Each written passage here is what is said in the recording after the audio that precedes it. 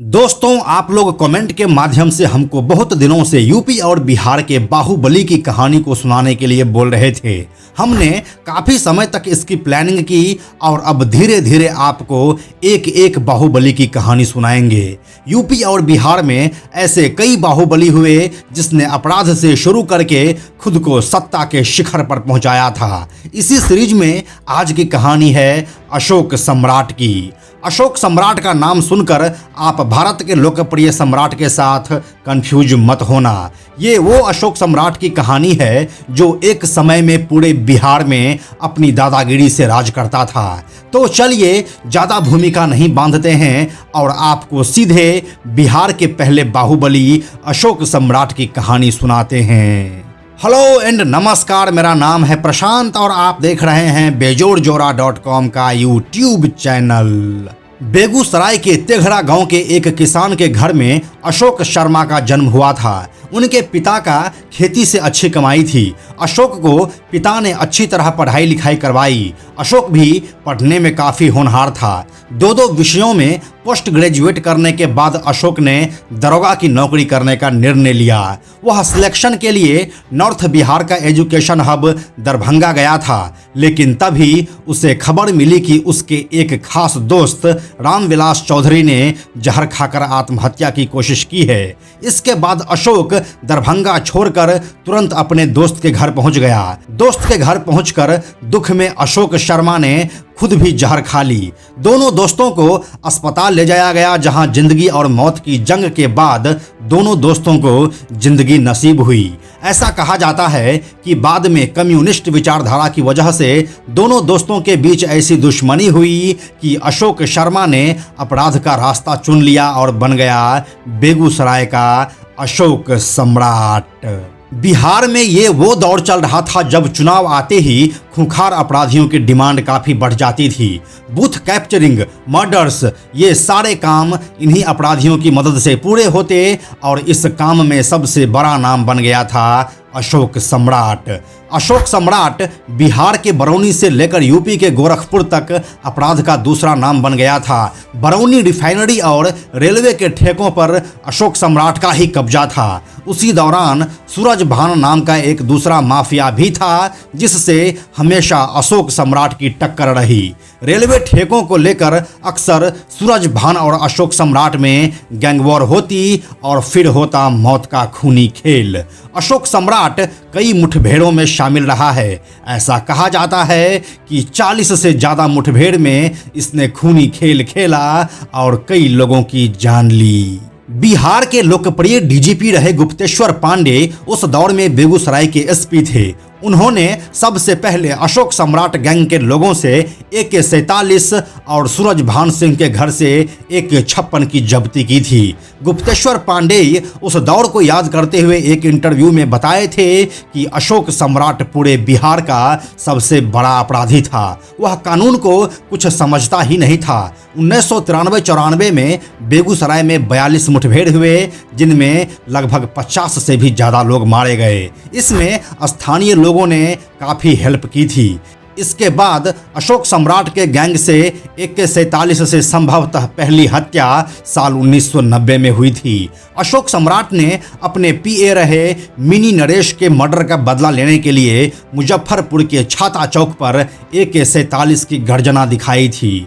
छाता चौक पर दिन दहाड़े अशोक सम्राट के गुर्गों ने थाने के ठीक बगल में बाहुबली चंदेश्वर सिंह की हत्या कर दी थी। 90 के दशक में अशोक सम्राट ने अपने गैंग का काफ़ी विस्तार कर लिया था। उस वक्त इस गैंग के पास सारे तरह के हथियार थे। यहाँ तक कि खबरों की माने तो अशोक के हथियारों में AK-47 भी शामिल था।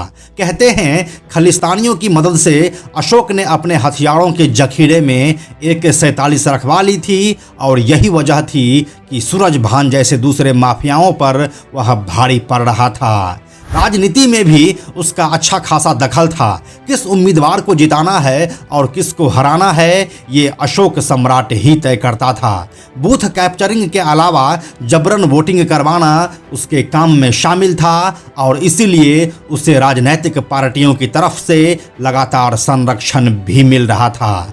लेकिन इसी बीच अशोक सम्राट खुद भी राजनीति में एंट्री करने के सपने देखना शुरू कर दिया। अशोक सम्राट बेशक अपराध की दुनिया में बड़े अपराधी के नाम से मशहूर हो चुका था, लेकिन बेगूसराय के लोग आज भी उसे अपने घर के लड़के के रूप में ही जानते थे। ऐसा कहा जाता है कि अशोक शर्मा जब अशोक सम्राट बन गया तब भी बेगूसराय से उसका मोह खत्म नहीं हुआ था। बेगूसराय के गरीब लोगों की वह खूब हेल्प करता, या यूं भी कह सकते हैं कि राजनीति में अपनी किस्मत आजमाने के मकसद से वह अपनी छवि को थोड़ा सुधारना भी चाहता था और इसीलिए वो अपने बिरादरी के लिए हमेशा कुछ अच्छे काम भी करता रहा। बेशक कई आपराधिक घटनाएं उसके खाते में रही, लेकिन कहते हैं कि अपने घर में हर रोज वह 3 से 4 घंटे पूजा पाठ भी करता था। यानी अपराध के इस पर्यायवाची अशोक सम्राट का एक दूसरा चेहरा यह भी था। हाँ, ये कहना जरूर मुश्किल है कि ये दूसरा चेहरा सिर्फ दिखावे का था या फिर सच। इसके बाद अब अशोक सम्राट की ताकत इतनी ज्यादा बढ़ गई थी कि वह सरकार और प्रशासन को भी चुनौती देने लगा था। उस दौर में लालू प्रसाद यादव नए नए सत्ता पर काबिज हुए थे। ऐसा माना जाता है कि प्रशासन को अपने पीछे देख अशोक सम्राट ने खादी पहनने की चाहत पाल ली थी। अशोक सम्राट के लिए राजनीति में एंट्री का रास्ता पूर्व बाहुबली सांसद आनंद मोहन से होकर जाता था। आनंद मोहन से अशोक सम्राट के रिश्ते बेहद करीबी रहे थे, यहाँ तक कि जब अशोक सम्राट को अपने पड़ोस में ही रहने वाली एक लड़की से प्यार हुआ तो इनकी शादी का जिम्मा भी आनंद मोहन ने ही लिया था। अपने रिश्तेदार के घर में ही आनंद मोहन ने दोनों की शादी करवाई थी। अशोक सम्राट ने जब राजनीति में आने का मन बनाया तो आनंद मोहन ने अपनी पार्टी से उसको टिकट देने का वादा किया। ये तय था कि जल्द ही काले कारनामे करने वाला ये माफिया डॉन राजनीति में आने वाला है, लेकिन वक्त को कुछ और ही मंजूर था। इससे पहले कि वह सफेद पोश राजनेता बनता, बिहार पुलिस पूरी तरह से हाथ धोकर उसके पीछे पड़ चुका था। 5 मई 1995 का दिन। इस दिन पुलिस को सूचना मिली कि हाजीपुर के पास सोनपुर में रेलवे का टेंडर होने वाला है जिसमें अशोक सम्राट आने वाला है, लेकिन ये कन्फर्म नहीं था कि वह अशोक सम्राट ही है। सूचना के आधार पर 5 पुलिसकर्मी अपराधियों के ठिकाने का पता लगाने के लिए गश्त पर गए। इसी दौरान दिन में करीब 1 बजे लक्ष्मण दास मठ के पास एक गाड़ी में एक शख्स राइफल लेकर बैठा दिखा।